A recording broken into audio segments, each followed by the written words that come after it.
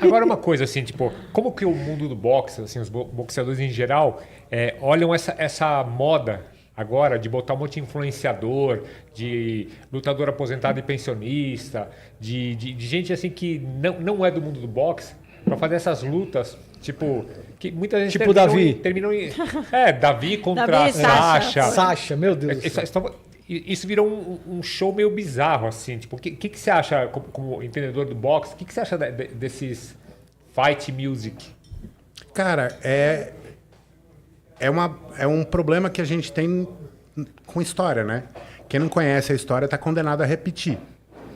O boxe brasileiro nasceu no circo. Por que o boxe brasileiro nasceu no circo? Porque era uma luta. E luta o Brasil já tinha. A capoeira, que era proibida, porque a capoeira defendeu a monarquia. E o regime novo, a república, perseguiu todos os capoeiristas. Então, luta era proibida. Se fosse capoeira, boxe, não interessa. Vai para cadeia do mesmo jeito. E qual que era o jeito para fazer isso? Levar o boxe para cima do palco e transformar ele num espetáculo. Isso deu um problema que o boxe brasileiro vive tentando contornar até hoje. Que o boxe brasileiro começou por onde devia ter terminado, que era o boxe profissional. O boxe amador, que é aquele na academia, de ir lá todo dia, de disputar, é uma conquista recente do boxe brasileiro. Tanto é que você vê, quando o boxe amador brasileiro começou a ser valorizado, que foi, curiosamente, de 2002 para frente, o Brasil começou a ganhar medalha olímpica. Antes disso, só tinha uma, do Servilho em 1968. O Yamaguchi. Adriana Araújo. Ela foi a primeira. Adriana Araújo foi a primeira? Cronologicamente, porque ela ganhou um bronze. E cronologicamente, que eu digo assim, a Adriana, Yamaguchi, Esquiva foram tudo nas mesmas Olimpíadas. Robson também foi na mesma, né? Não, o Robson foi aqui. Foi depois? Robson foi no Brasil. Os três foram em Londres, em 2012. Robson foi em 2016, no Brasil. E o Ebert, em 2020, que não foi a de 2020. Mas não me enrole, me diga. Fight music. Aquilo é luta de verdade ou aquilo é uma palhaçada? Cara, aquilo é um jeito de treinador de boxe ganhar a vida, entendeu? Mas ele está ocupando um espaço que o boxe não ocupa. Por quê? Porque o boxe tem essa mania de renegar o espetáculo. Os puristas do boxe querem renegar o espetáculo, entendeu? E, ao mesmo tempo, cara, tem essa praga de hoje de botar as pessoas por causa do número de seguidores que elas têm. Eu ia falar a mesma coisa. Eu acho que é um absurdo, tipo assim, pessoas roubando papéis de atriz, sabe? Que estudou, que... É verdade. Por causa de número de seguidores, sabe? As pessoas estão trocando tudo. É isso. Tipo, isso não existe. Eu vou te falar um negócio. Sabe? Eu estudei a história do boxe, eu sou capaz de contar a história do boxe ano a ano, passo a passo, do Brasil aqui, como ninguém. E quando tem um evento, eles chamam um influenciador. Não é o caso de, por exemplo, um Daniel Leal do Round 13, que está trabalhando, está procurando notícias, entendeu? E merece o espaço que ele está. Mas tem uns caras aí que estão gerando conteúdo com base em inteligência artificial, que não é nem que eles estão dando informação errada, eles estão inventando informações. Entendeu? O cara não tem estudo nenhum. É que nem dizer que o Luciano Varela foi campeão de boxe peso pesado em 1976 na Olimpíada. Vamos dizer isso. Vamos dizer Tinha um ano. Entendeu? Na Olimpíada de Montreal, no Canadá. Ganhou Igual essas lutas também que expõem o passado da pessoa. Então, bota lá, Jack Paul contra um cara que foi uma lenda, por exemplo. É desagradável isso, assim, porque aí vai lá, sei lá, o Anderson Silva luta com um cara desses, lógico, com 50 anos de idade e acaba perdendo, porque tá lutando um esporte que não é o dele, que é o boxe. Então, é o cara do UFC contra o cara do boxe. Pô, o cara do boxe com certeza vai ter essa vantagem, né? Sim, cara, esse tipo de coisa sempre existiu. Só que o que eu acharia certo, entendeu? É que houvesse lutas de boxe de verdade no mesmo card. Que foi o que aconteceu naquele evento que teve o Vanderlei contra o Popó. As duas lutas que tiveram antes... isso aí foi legal. Foi. Do Popó. As duas lutas legal que tiveram foi no final. antes... Não, assim, foi legal porque eram profissionais, sabe? Então, Não, É pera aí, interessante. Então, eram profissionais de esportes diferentes. mas não, antes foi Yamaguchi, Falcão aí tudo e bem. Herbert Conceição. Então, E Aí ninguém tudo bem. fala disso. E Mas- ninguém fala disso. Que é o principal. Antes disso, É louco, né? antes ainda, teve a Bia Ferreira, cara, defendendo o título mundial dela no Brasil. Sabe há quanto tempo que não tem campeão mundial defendendo o título no Brasil? Porra, cara. Tudo bem, teve a Rose Volante, entendeu? Mas, cara, o Robson, que foi campeão, não conseguiu defender o título dele aqui. O Patrick Teixeira, que foi campeão, também não conseguiu defender o cinturão dele aqui. E o que se fala dessa luta é simplesmente a briga no pós-luta, né? Quando Sim. acabou, que foi a briga. E O nocaute que o coisa tomou, que E o Vanderlei apagou tomou. completamente. E eu aqui me matando para financiar o lançamento do livro, para contar a história dessas coisas, e só o que os dois pagaram de multa, entendeu? Botava esse livro de graça. E para que você precisa desse financiamento aí? Conta pra gente, Cara, para ver se alguém de repente está assistindo, poder te ajudar também. Você fez uma lei Rouanet, é isso? Sim, primeira coisa, o livro está aberto para captação em Lei Rouanet. O que significa isso? Que qualquer empresa que tem empresa de lucro real pode usar o dinheiro que, cara, ela vai ter que pagar de qualquer jeito Pro pro governo. imposto de renda e botar esse dinheiro na conta do Ministério da Cultura E se associar a um projeto legal. e se associar a um projeto legal. Cara, tem um monte disso. O livro está completamente pronto já. O livro está pronto, cara. O livro, o livro, do jeito que ele está hoje, eu digo que eu mais pequei por excesso do que por falta. Entendeu? A única coisa que não tem lá é que o Maguila morreu. Entendeu? Mas isso todo mundo já sabe. Isso não precisa de um livro para dizer Precisa isso. dizer, né? Entendeu? Inclusive, cara, o Éder morreu enquanto eu estava escrevendo, o Miguel de Oliveira morreu enquanto eu estava escrevendo, o Juarez Soares morreu enquanto eu Não estava precisa escrevendo. escrever uma biografia minha, não, tá? Eu não, cara, eu não quero, Sim. eu não quero tratar esses caras como mortos. Eles estavam vivos enquanto eu estava escrevendo. E esse livro é um tributo a todos eles, inclusive ao Maguila. E o lance de fazer essa associação pela Lei Rouanet é porque eu tenho que oferecer uma contrapartida social.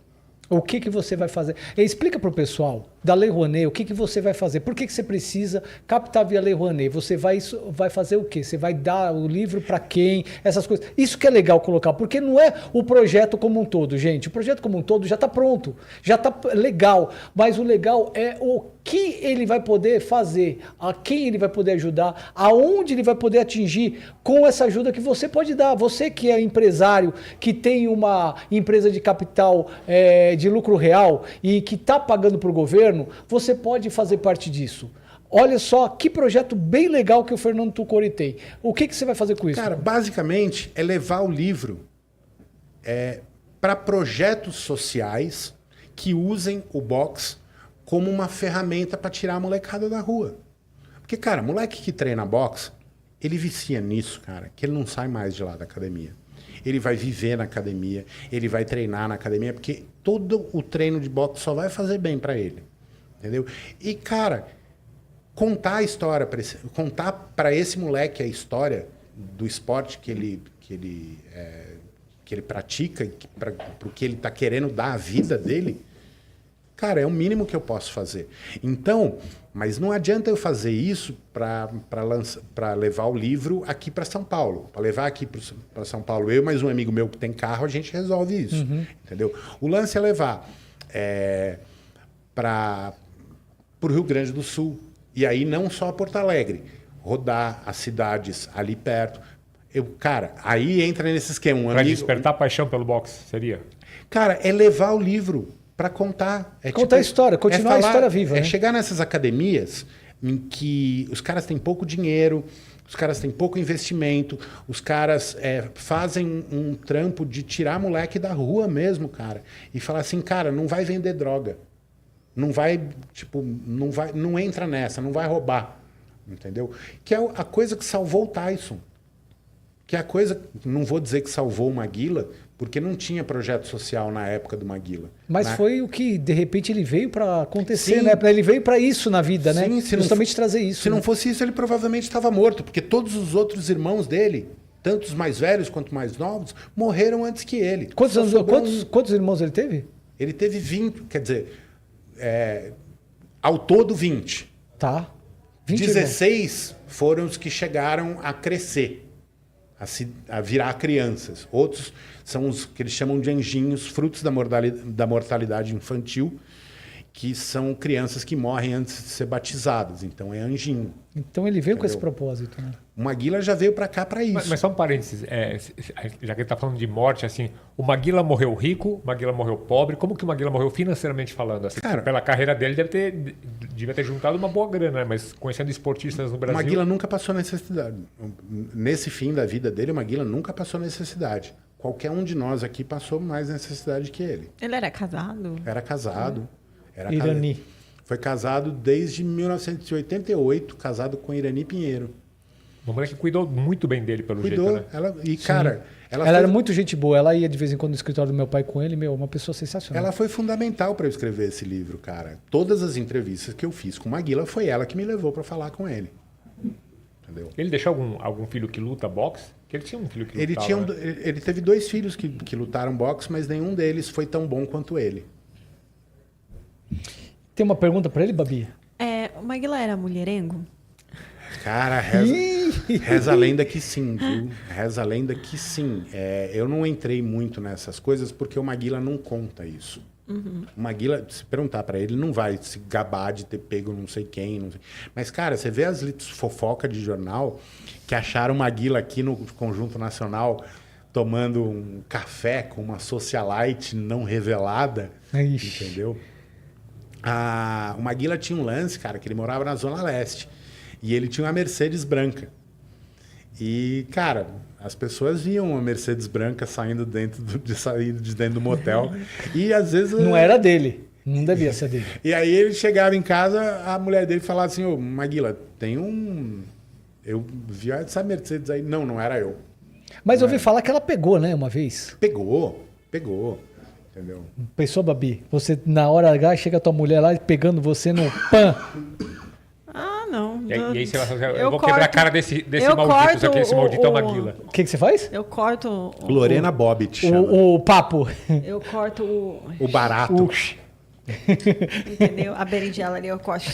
E o UFC, algum dia vai ameaçar o prestígio do boxe? Assim, porque tem uma mídia muito forte em cima do UFC, é um esporte assim, que hoje está mais em evidência para muita gente.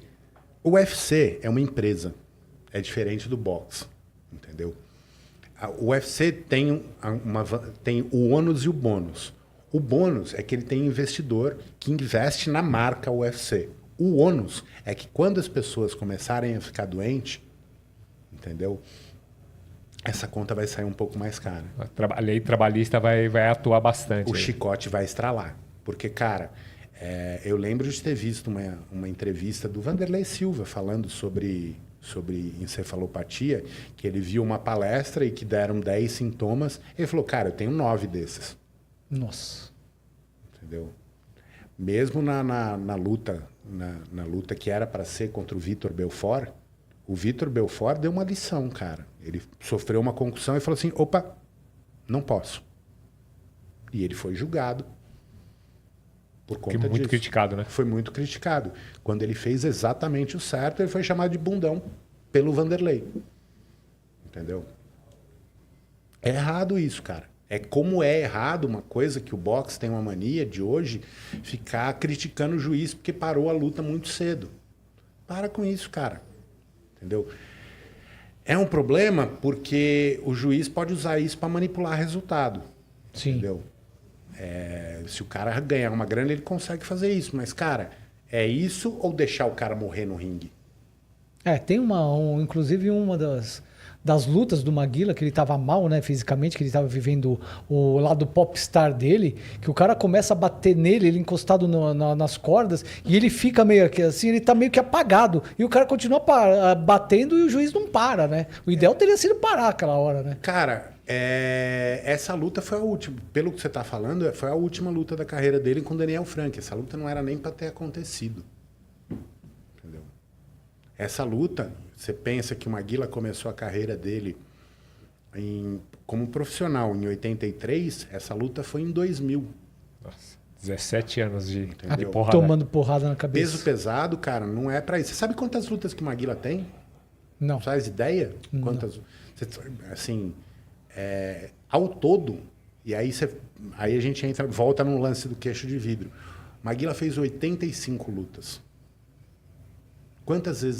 Quantas lutas dessa ele perdeu? 6. 7. Errei Nossa por um. Senhora. 7. Contando aquelas final de carreira, já que ele já estava... Contando foram 2 no começo da carreira.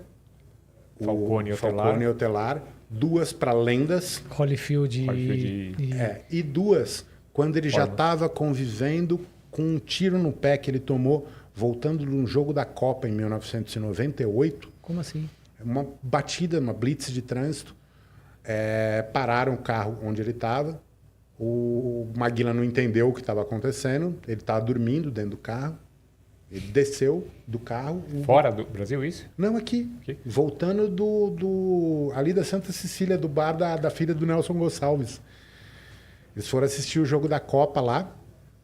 Aí ele Nessa época a gente estava tudo no 89. Nossa. Aí ele acordou? Ele acordou, saiu do carro, perguntando o que é. O cara assustou. Em vez de dar o tiro para cima, ele deu o tiro para baixo. E acertou. Pegou no pé esquerdo dele.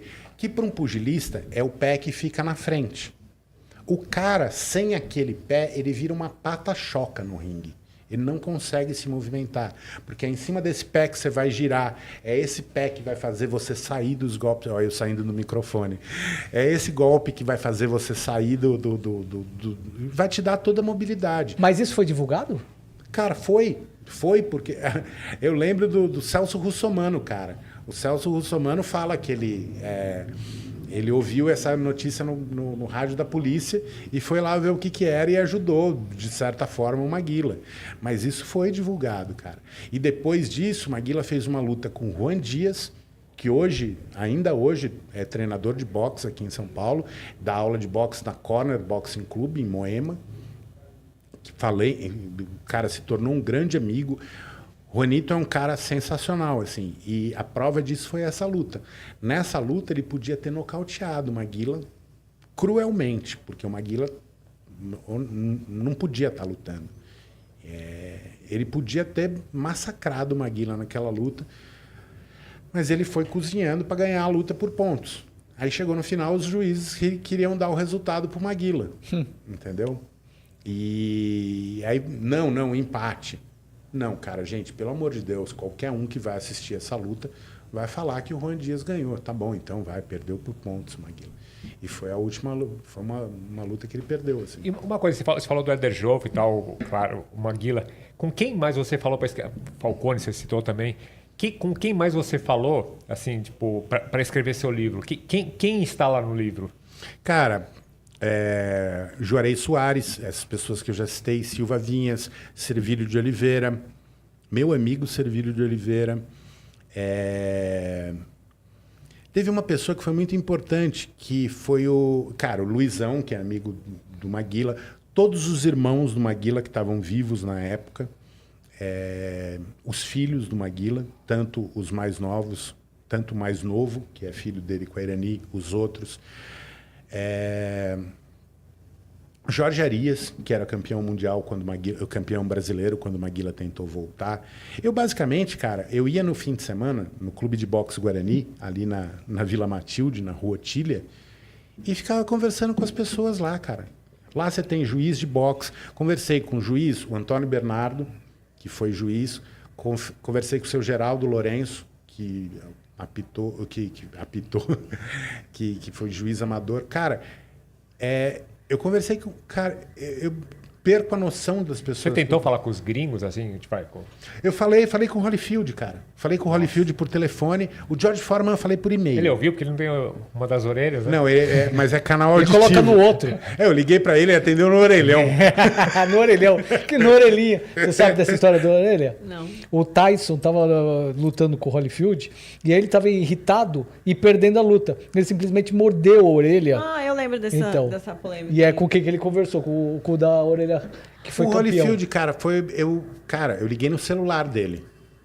Ele atendeu, a gente ficou conversando uns 10 minutos, assim. Mas ele não quis falar muita coisa do Maguila, não. Ele é muito claro, assim, de que, tipo, ele não conhece o Maguila, ele só ganhou do Maguila.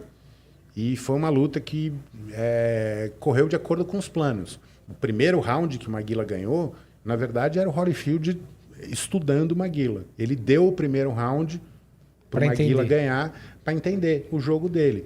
Conversei com o Falcone. Falcone virou um grande amigo meu. Porque, cara, para todas as pessoas que eu falei, não me deixem só. Eu estou escrevendo um livro, isso é difícil, cara. É um bagulho que você faz sozinho. Venham, me ligam, passem em casa, entendeu? A única pessoa que me ligou nesse tempo todo foi o Falcone. Então dá nome aos que não prestam. Quem que você tentou falar e te esnobou? Cara, ninguém. Na verdade, não. Ninguém, assim. Eu não consegui chegar no Tyson, mas isso não é culpa dele, entendeu? Ele tem... mas, cara... Basicamente, todo mundo queria falar do Maguila, cara. Foi uma coisa muito... Assim, ninguém nunca pediu... Cara, o Kiko, por exemplo, que é uma pessoa super difícil de você falar, parceiro do Luciano do Vale... eu peguei o telefone no site da empresa dele, que na época que existia, liguei no dia seguinte... Eita, o negócio Gente, tá feio. alerta da defesa. Alerta Aqui, Civil, hein? tempestade. Defesa civil. a defesa tá comendo aqui, ó. No dia que... Eu liguei para ele, tentei marcar. No dia seguinte, a secretária pessoal dele me ligou marcando para a semana seguinte e me deu o tempo que eu precisasse para conversar com ele. Bom, vocês viram que o gongo já tocou, mas pode fazer Uma a última pergunta, assim. O quanto dói para você o Maguila não ter visto esse livro pronto? Cara, eu não sei nem dizer, cara. Eu teria que ver o Maguila entrando num lugar, um lugar cheio de gente. Mas eu acho que isso é uma coisa que eu imaginei, cara. Porque, desculpa, eu vou falar para a câmera aqui. Eu espero que vocês me provem de verdade que vocês gostavam do Maguila. Eu quero ver um bagulho cheio, tipo Ibirapuera. Tipo o Ibirapuera, com todo mundo falando Maguila, Maguila, que nem era em 1987. O dia que vocês fizerem isso, eu vou ficar tranquilo e falar assim, cara, o Maguila teve o que ele merecia.